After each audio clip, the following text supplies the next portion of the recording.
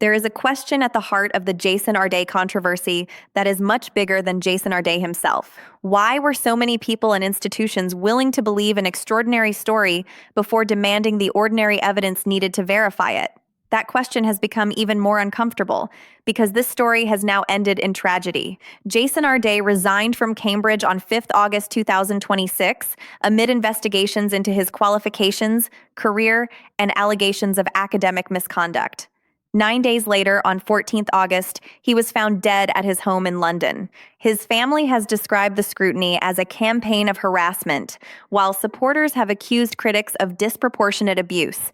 Those concerns deserve to be taken seriously, but so does this question. Can we care about how a person was treated while still insisting that claims about that person be independently verified? I think the answer has to be yes. This is not ultimately a story about whether a Black academic was good or bad. It is a story about evidence, institutional incentives, identity, and the danger of believing a story because it feels morally right. Before going further, we also need to be precise. Arday's death does not prove or disprove any allegation, and the scrutiny surrounding him should not be turned into a punchline. The central question is narrower and more universal. What should institutions do when an inspiring public story collides with claims that require verification? Jason Arday's public biography was extraordinary. He was described as having been nonverbal until around the age of 11 and unable to read and write until 18. He was diagnosed with autism and global developmental delay. Despite those difficulties, he went to university, earned a doctorate, became a professor, and eventually reached Cambridge at the age of 37. That alone is an extraordinary story. But there was more. Institutional biographies described remarkable endurance challenges, including running 30 marathons in 35 days, and major fundraising achievements. Anglia Ruskin University, for example, celebrated claims that Arday had helped raise more than £5.5 million for charitable causes and completed a series of ultra-endurance challenges. He was not simply presented as an academic. He was presented as a symbol of overcoming disability, racial progress, social mobility, and what education and determination could achieve. There is nothing wrong with celebrating those things. The problem begins when the inspiring story becomes so powerful that people stop asking whether every part of it is actually true. There is an important distinction between saying this person overcame extraordinary adversity and saying, therefore, this person's claims about his life and career can be trusted. Those are completely different propositions. A compelling biography can deserve empathy, respect, and attention. It cannot, by itself, verify a publication, an employment history, a fundraising figure, or an academic affiliation. The more powerful the story feels, the more important that distinction becomes. Over the following weeks, questions emerged about multiple parts of Arday's biography and academic career. Some institutions disputed or questioned professional affiliations attributed to him. Questions were also raised about publications and other achievements. One significant example concerned a book apparently described as published by Palgrave Macmillan, but which the publisher said was actually an unpublished proposal. Investigators and journalists also examined passages in his doctoral thesis and published papers that allegedly closely resembled earlier research. Retraction Watch reported allegations extending beyond the thesis to several journal articles, including concerns about passages presented as quotations from research participants. These allegations are serious, but there is an equally important word here: allegations. Jason Arday denied plagiarism. Liverpool John Moores University upheld its decision to award him his doctorate following an investigation into allegations concerning the thesis. We should resist two opposite mistakes. An investigation does not automatically establish guilt. An earlier decision does not automatically make every later allegation false. The correct answer is much less satisfying. Investigate the evidence. Cambridge announced that it would do so after receiving what it described as new information about Arday's academic qualifications and honorary appointments. Arday resigned immediately. And then, tragically, he died. The sequence matters, but it does not give us permission to claim more than the evidence establishes. A timeline can show what happened when. It cannot by itself explain motives or prove causation. Before going any further, we need to stop. It would be morally and intellectually wrong to turn a man's death into a punchline in an argument about academic standards. Jason Arday was a human being, a father, partner, brother, son, and colleague. His family has spoken about the immense pressure he experienced and condemned what it describes as a campaign of harassment. There is a legitimate debate about the behavior of journalists, academics, social media users, and institutions. There is also a legitimate question about whether scrutiny can become something more destructive than accountability. But none of that answers the underlying factual questions. Those questions do not disappear because the person at the center of them has died. In fact, his death makes one principle even more important. We should be extremely careful about what we claim to know. We should not convert allegations into convictions. We should not convert criticism into persecution. And we should not convert tragedy into proof of either side's political argument. This is where the Arday story becomes bigger than one academic. Arday became associated with questions of race, inequality, disability, and diversity. That created a powerful narrative. Once a person becomes a symbol, criticism of that individual can begin to feel like criticism of the cause they represent. If someone is perceived as fighting racism or discrimination, we may become more inclined to believe them. If someone has overcome extraordinary adversity, we may instinctively give them the benefit of the doubt. And if someone challenges the story, we may ask why they are attacking the person before asking whether the criticism is true.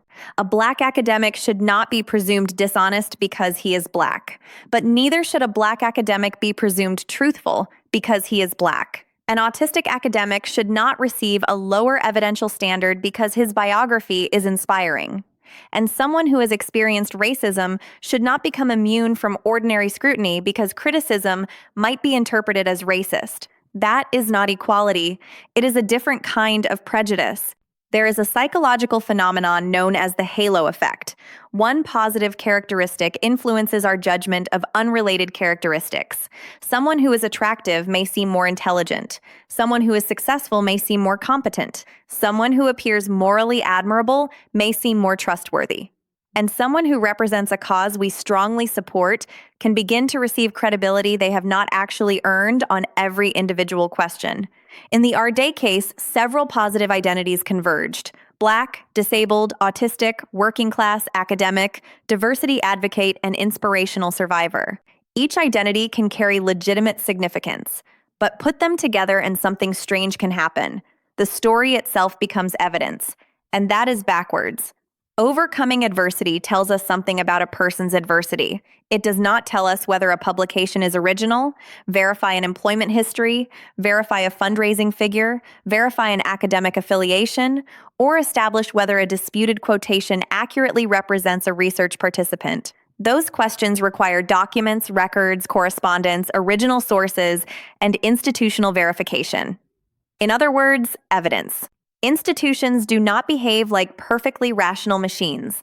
Universities have reputations to protect. They compete for students, researchers, funding, and prestige. They also want to demonstrate progress on diversity and inclusion. Imagine an institution discovers an extraordinary candidate whose biography embodies exactly the values it wants to promote. The university celebrates the appointment. Awards, honorary degrees, and invitations follow. The institution has invested not just in the person, but in the narrative surrounding the person. When somebody challenges that narrative, the institution may feel it is defending its own judgment, values, reputation, and public image. There is another reason people may hesitate to ask difficult questions. They are afraid of being accused of racism.